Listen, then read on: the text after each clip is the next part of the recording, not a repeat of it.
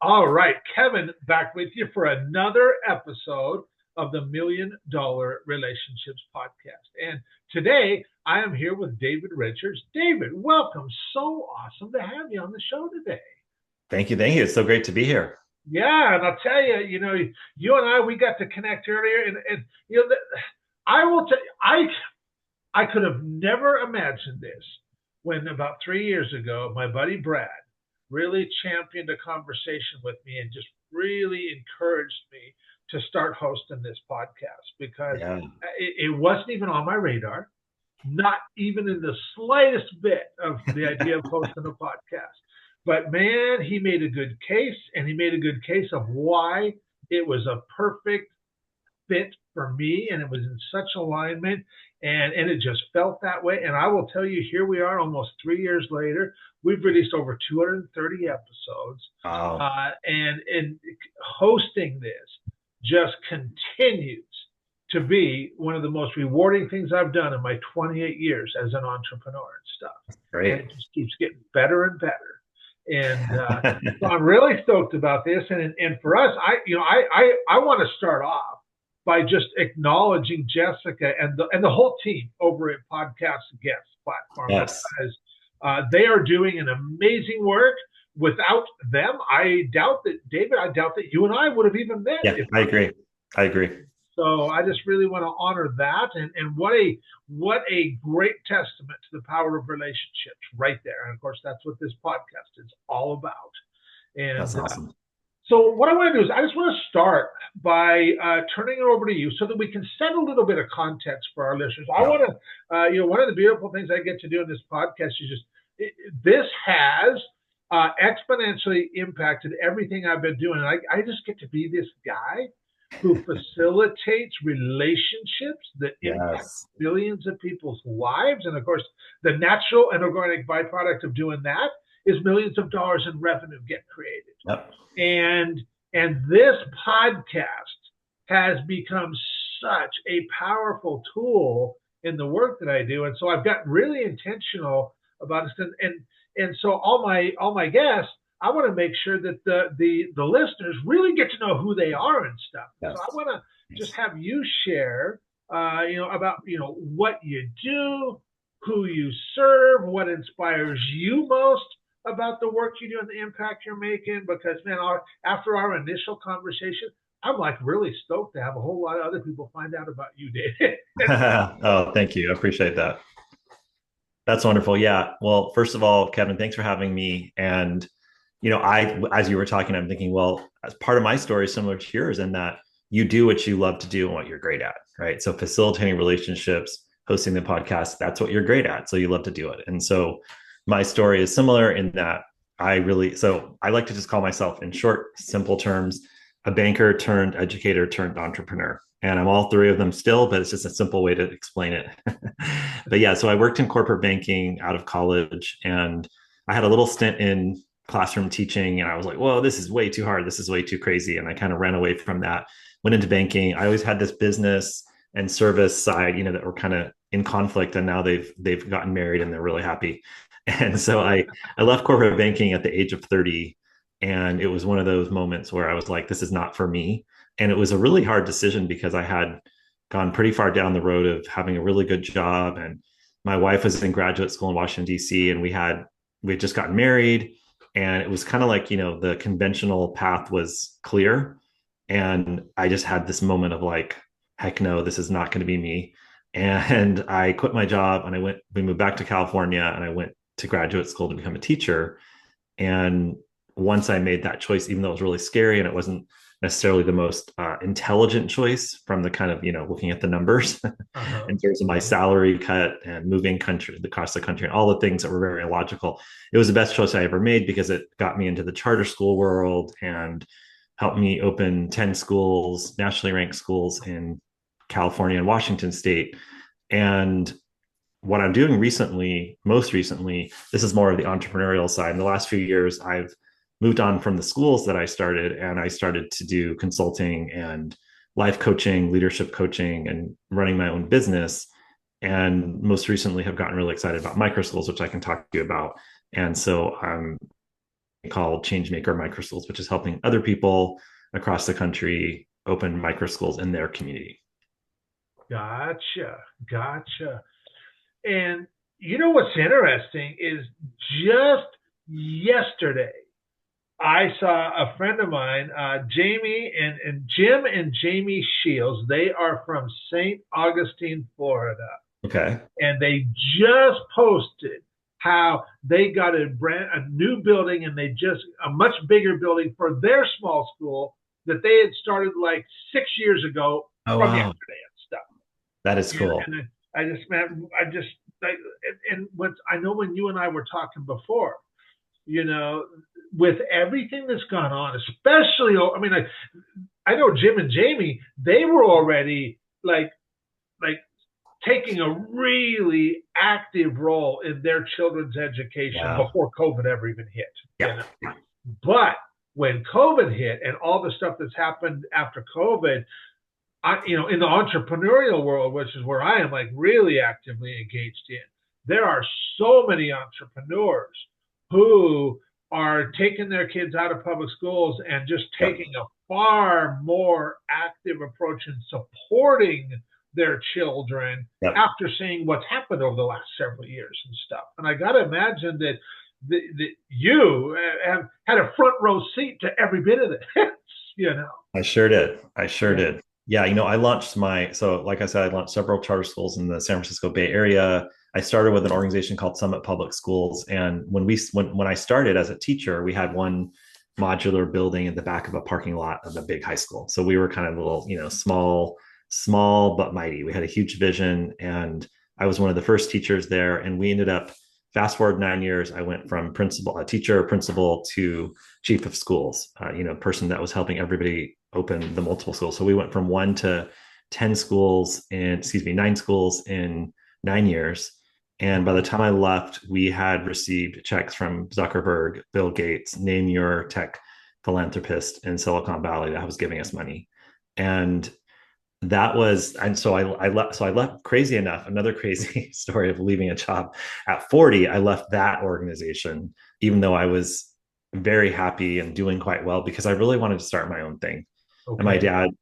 my dad's an entrepreneur, and he always told me, I'm a basketball coach. He always said, you really need to be the head coach. And I always felt like, you know what, I'm okay working for other people. I'm not like you, Dad. But by the time I turned 40, I was like, okay, I see what he's talking about. You I'm just ready. wanted to I'm do your ready. own thing. I Yeah. just really needed to be. And I remember telling so one of the people that I will talk about as, a very amazing relationship was my mentor at Summit Public Schools, the founder, Diane Tabner. I remember telling her, I said, look, I know you're not, because we were great partners and we were doing great work together, but I said, I really need to be the head coach. And she didn't argue at all. Like, she would never let anybody leave. That was, a really good part of her team. But with me, she's like, yeah, you are really the head coach. At the end of the day, you're the one on my executive team that really needs to be on their own. Like, you're not that I'm not a team player, but you're an entrepreneur. You need to go Yeah. out and do your own thing. And so it was around that time that I left in 2015, and I had a really big vision for reforming public education and opening my school. And then I had my health breakdown where I just was working way too hard, young kids, and just working so many hours, going way too hard, way too fast, and not having a balance in my life. So I kind of took a big step back and really, started taking care of myself and creating more balance in my life. And I think we had talked about how I started doing mindfulness and meditation, and Yeah. really understanding how to listen to my body and how to go with the flow of life and still create and do amazing things. And so just recently, I've kind of come back to, okay, it's now been almost 10 years since I started my small school. And it's time for me now to really go back into the big vision mode and like really create something again that's not, a consulting business. Yeah. So that's where I am now. And it's really fun. I'm really excited. This is the part I love, starting it and creating it and building it and envisioning. It's like, this is what I love to do. So, David, what is your vision from your vantage point that you can see from right here, right now? What's your vision for this?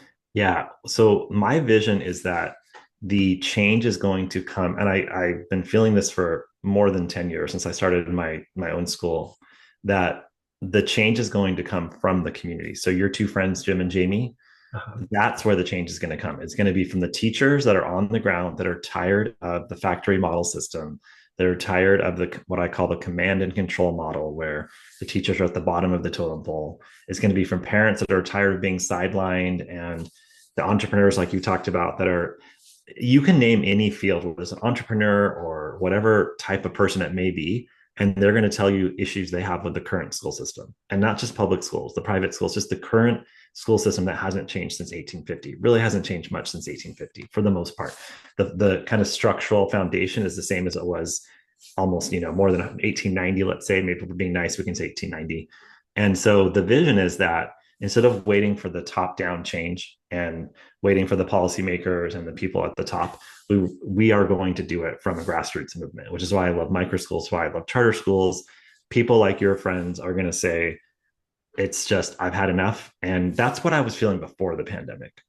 And then when the pandemic hit, we really got a very wide open look into what happens more or less in the school day. Like we had it right in front of us with our kids on the computer. And so I think parents started asking a lot of questions. And I think, with the rapid change of technology and the pace of change in the world, our schools are just not preparing kids for, not even, I used to say the future, but not even for right now. They're not even preparing them for right now, let alone the future. So the vision is that with Changemaker micro schools, that we are actually creating like a business in a box or something that you can take in your community. Because I see the big picture. I see that we need to empower people like your friends to just go start a micro school, but they need the tools, they need the inspiration, they need the roadmap. And so Changemaker micro schools is actually giving them that business in a box so they can go and they can start their own school. And like I said, you get to be the head coach, right? And now you're simplifying this massive problem of institutional schools and 50,000 kids in a district and 5,000 in a high school. And you're saying, we know what's best for our community. We know what's best for our kids in our neighborhood and our kids in our house. And we're going to come together and we're going to create a school that changes lives. Yeah. Wow. Wow. I really feel this, David, and I am a firm believer that everything is happening in perfect timing. I believe that you and I got connected in perfect Absolutely. timing. That you having this message that you have, that I have this sphere of influence of with all these amazing entrepreneurs. I just have a feeling that, like, man, as they're listening to this right now and hearing from you, they're like, you know what, man, I really resonate with David and what he's saying and stuff. Yeah. You know, Yeah. and I was asking you questions on our first conversation that we Yeah. had because I'm just like, man, you've got my attention, but I'm like, what do we do? What are steps? How do we do this? Yeah. And Yeah. I bet a lot of people are. So this is really cool that we're having this conversation right I now. agree. And okay, so now that we've got a little bit of context Yeah. here, I'm going to reiterate the question for the benefit of our listeners. So, David, have you ever been introduced to a person or persons who completely changed the course of your life or your business, so much so that much of what you have today would not be possible if not for this person or persons? And I'm really excited to hear your story and your experience around this topic of relationships. Yeah, such a great question. It's interesting when you had originally asked me in the notes when I sent in the questionnaire or whatever. It's like there's so many people that I probably haven't met. So for example, when I left the bank, I actually found Martha Beck, who I call the OG of life coaching. So if you haven't heard of her, she was kind of one of the original life coaches back, in the late 90s. And Okay. when I found her book, it's called Find Your Own North Star. I left the bank at 5 o'clock and I was like, just not happy. And I walked into a Borders and I found her book and I couldn't put it down. I just read it word for word, cover to cover until they pretty much said, you got to leave or buy the book. Right. And then I just finished it, and I read the whole entire book and I was like, I'm leaving the bank and I'm becoming a teacher. So I've had a lot of those types of people that have written books, or maybe I've done like, courses online and stuff like that. But the person that comes to mind after that Martha Beck book is the founder of Summit Public Schools, Diane Tabner. That's the person that I met when I decided to go into education. And then when Okay. I turned 40, I want to talk about Dr. Shafali Sabari, who was the psychologist that I did an online course with, who I have met, but only a few times. And Okay. for the most part, it was like an online relationship, in a group of people. But those two people would be the most impactful in the last 20 years of my life. Okay, okay. So let's dig into a little bit of your history with each of these people and stuff, and just so how did you guys meet? Yeah. What came of that initial meeting? How did it impact you? Fill us in on some of the details of these relationships. Yeah, I'd love to. So I mentioned to you that I found this charter school organization. I taught for a couple years in kind of normal public high schools, and then I found this charter school organization that one of my friends from grad school was working at. And I remember driving up, and it was in a bank building. It was Okay. just this like kind of what micro schools are doing now. It was like this makeshift. Used to be a bank, and they needed someone to rent it and lease it out. And so this school of 300 kids was in this bank building, and I was applying for a job for a teacher. But I told my friend, I said, I live in Oakland and this is in Redwood City. And if you know anything about the Bay Area, there's about 3 bridges and 5 freeways to get between Huh. those places, and about 5 million people in your way to get there. So it was like we're not leaving Oakland. This is where we want to stay. And so I said, but you know what? You've really convinced me to at least go and meet this woman that you're telling me about. So I met Diane at that first interview, and I Okay. immediately knew that this was a visionary and somebody who had like a real clear vision for the future of education. And I had never been so excited about that 45-minute interview. We just totally hit it off. And I always tell people, she is the reason that I have the freedom to vision and to see the future without limitations, because I sat in that little bank building, and she said to me, we're going to change the face of public education. And I said, oh, really? With 300 kids and in a bank building? She said, absolutely. And we did. And, the model is now in 500 schools across the country. And like I said, 50 million from the investors, the tech philanthropists, and many other books have been written. It really was an awesome success story. And what I loved about her was that she was a teacher before she was the school founder, just like me. And she would always say to me, you're the best leaders in education lean on what they were best at as teachers. So she was really good at mentoring and coaching. And she really had a clear vision about leadership is not about the content, because in education, and because it's more bureaucratic and government institution, to get a principal degree or to get a certification to be a principal or a school leader, you have to do all these tests on like all this content. And she said, the content you can learn. You can just learn the content as you're in the school as an assistant principal or whatever. Like we can get you on the ground learning the content. I want you to understand leadership. So we would read Good to Great, and we would read, Harvard Business Review. And a lot of people were like, why are we reading these business books in education? But what she did is she taught us how to think strategically, how to think like leaders, how to create a vision. And so her vision was backed up by like a really good strategy. So by the time we needed to open 10 schools, she had a bench of 20 leaders like me that had already gone through all of her courses and that were ready to lead. And then when we opened the school, I mean, people think I'm crazy. I went from a teacher to principal within a month. I finished teaching and then I went and opened a brand new school. And they Wow. said, well, do you have a principal certification? No, I do not. I have a Diane Tabner training. That's all I have. But I was prepared. I was prepared to deal with communication, strategy, setting a vision, hiring the teachers, dealing with parents, and knowing like what the core values were, all the things we had learned. I was totally prepared. And it was because she had taught me how to do that. And then the other thing she was good at is that she never micromanaged you. So she would come to the school 1 hour a week. And her only request was, for that 1 hour, you better never cancel on me. Because I know I do principal coaching now. They are terrible. They cancel all the time because it's such a crazy job and there's always an emergency. So she said, you're not allowed to cancel on me, but I will be here every week for 1 hour. And we're going to have a very rigorous conversation about what's going on and how you're doing, how I can help you and what do you need. And she treated that like a coaching conversation, Mhm. asking questions, didn't give tons of advice, just asked really hard questions. And I walked away from there every single time being better as a leader. And people are like, wait, you ran your own school and your superintendent was only there 1 hour a week and it was a brand new school and you had no principal certification? It's like, yep, that's exactly what we did. And so Wow. I just learned so much from her. I go on and on and on about values and vision and strategy and thinking big and relationship building, all of the things that make great leaders.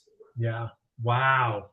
What an amazing story that is. And I, being an entrepreneur and being in communication with so many entrepreneurs and, just having my own experience that, it took me a little bit to get to the point of just like, well, a buddy of mine, I get to be this guy who facilitates relationships like that. Yeah, so cool. And a while ago, a friend of mine was like, "Do you get people sharing wins with you and stuff?" And I said, Mm. "Yeah." And he's like, "Do you save those?" And I'm like, "Well, no," but I said, a lot of it's on email or whatever. He said, "Start documenting and saving that. Just keep a file folder on your computer of your documented wins that people share with you, because Yeah, he's that's like, smart. then if you're ever kind of doubting yourself or Yep. whatever, you just Yep. go to that file folder and you remember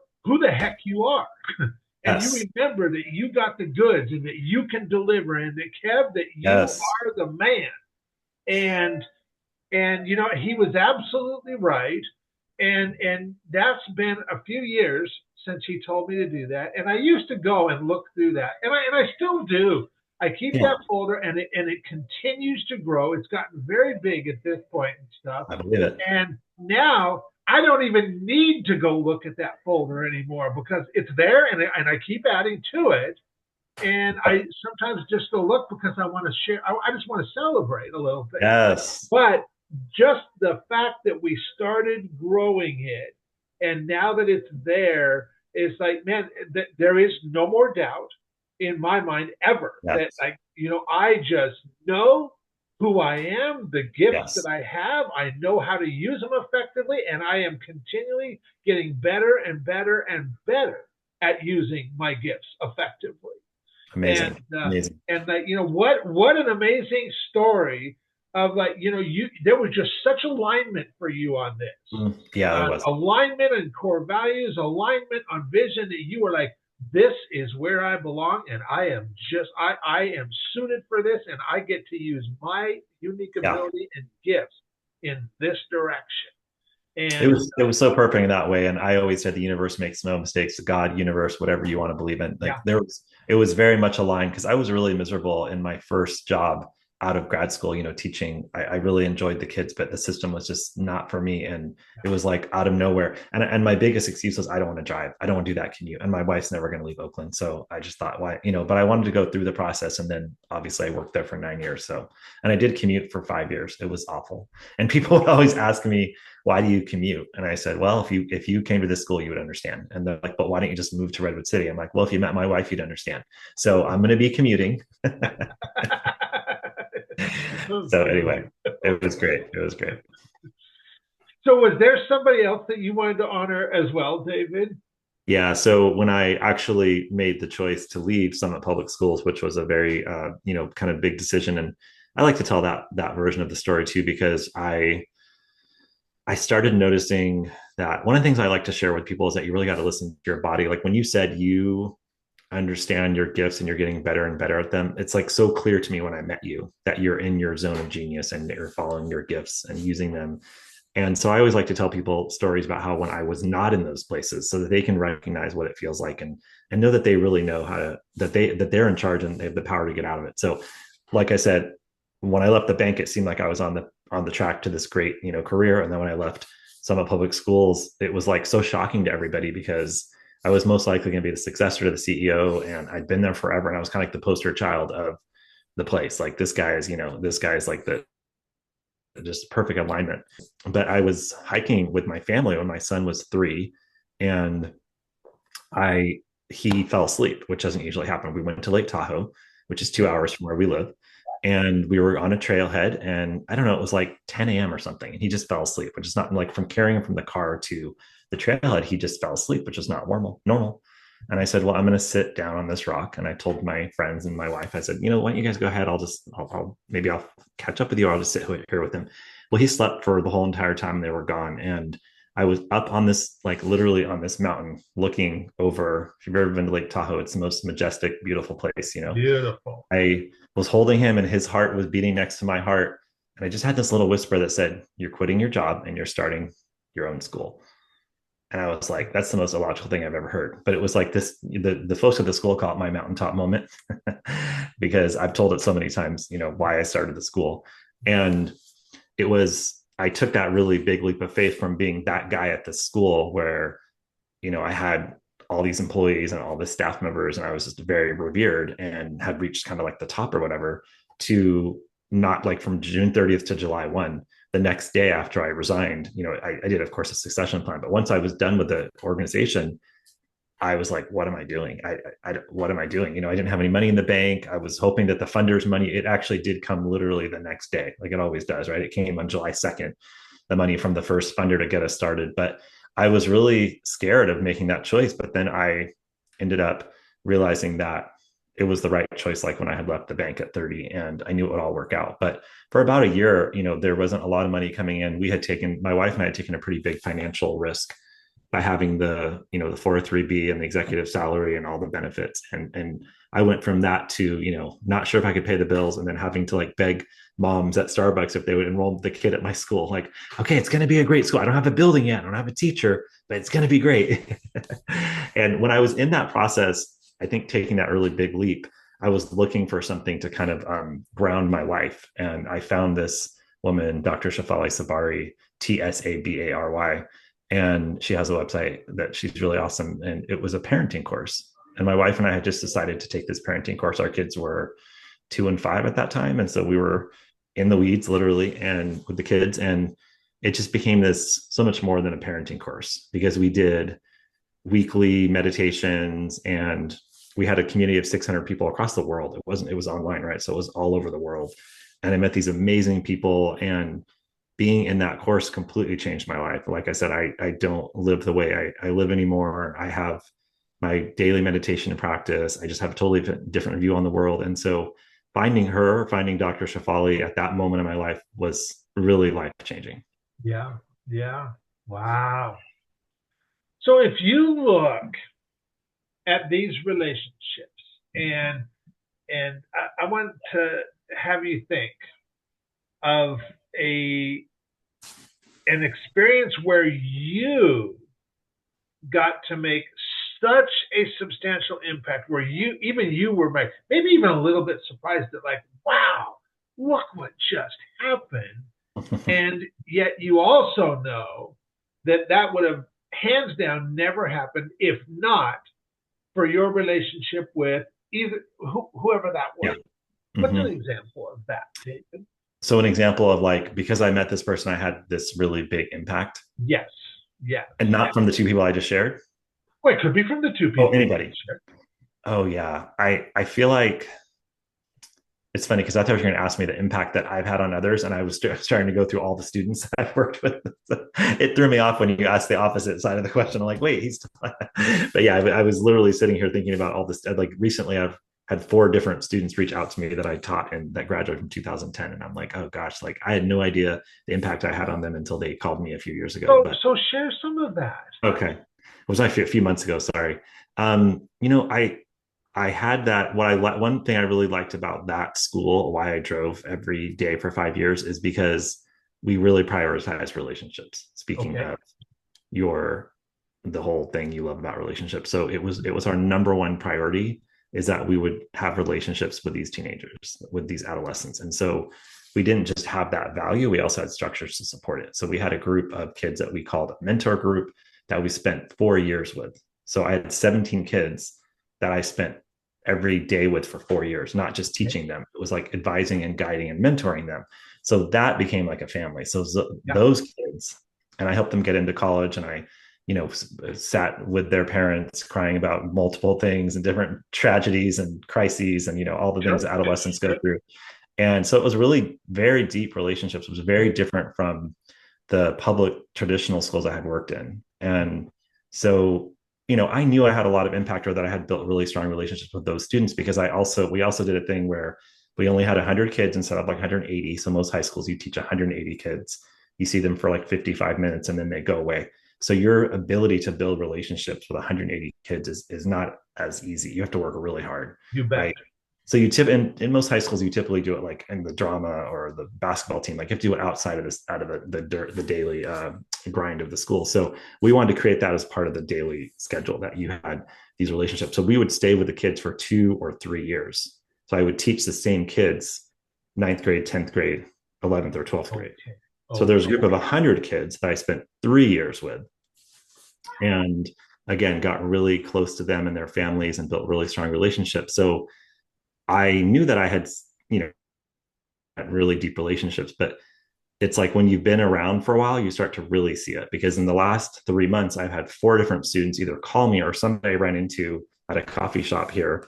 And what I taught is 2 hours from here, but she happened to be in this town, and I just happened to run into her at the coffee shop.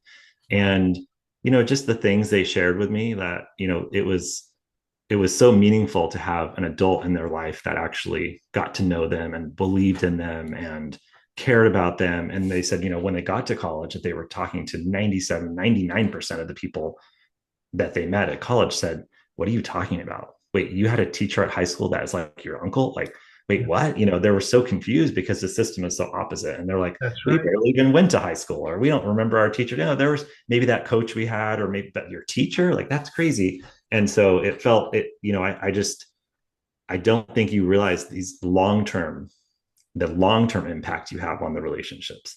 Like, I don't know if Diane is going to expect me to pick as one of the people that I would say, though I do tell her all the time that I see her. I text her every 6 months or so and just say, "Hey, just so you know, thank you." I always say thank you, because I feel like, what's the point if you're gonna have because we don't really talk anymore, but every once in a while I'll just kind of be in a meditation. I'm like, yeah, I'm gonna give her a thank you, and then I'll just text her and say thank you, and she's like, "Oh, thank you, it's great to hear."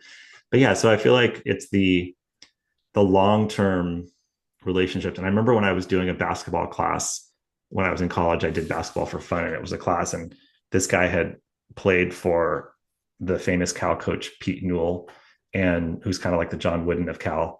If you know basketball, it's just one of these coaches that's just so revered and admired as kind of like a leadership guru. And so he said to us on the first day, he said, "You're not going to remember," because we would play all these games. "You're not going to remember who won or who was on your team or who fouled you or who yelled at you. You're going to remember the relationships you have with the people in this class. This is going to become like your second family, because it's not really a PE class. It's really like a group of guys that have a common interest." And he said, "You're going to remember the guys. You're going to remember who was there for you when you had a bad day. You're going to remember, the guy you went to grab a beer with. You're not going to remember. So don't argue and fight about all this stupid stuff. You're not going to remember any of it anyways." And he was like 75. So he's like, "Trust me, I've been around for a long time. You're going to remember the relationships are what really matters." So he said, "Don't burn the bridges with people. Don't try and fist fight them because, they pushed you in the back.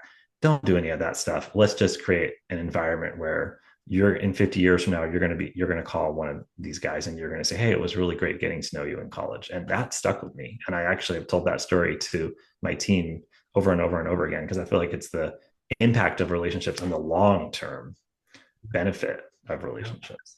Absolutely. And I was just talking with the guy this morning, and we were talking about one of our mutual friends, and his name's Travis, and I met Travis back in 2015.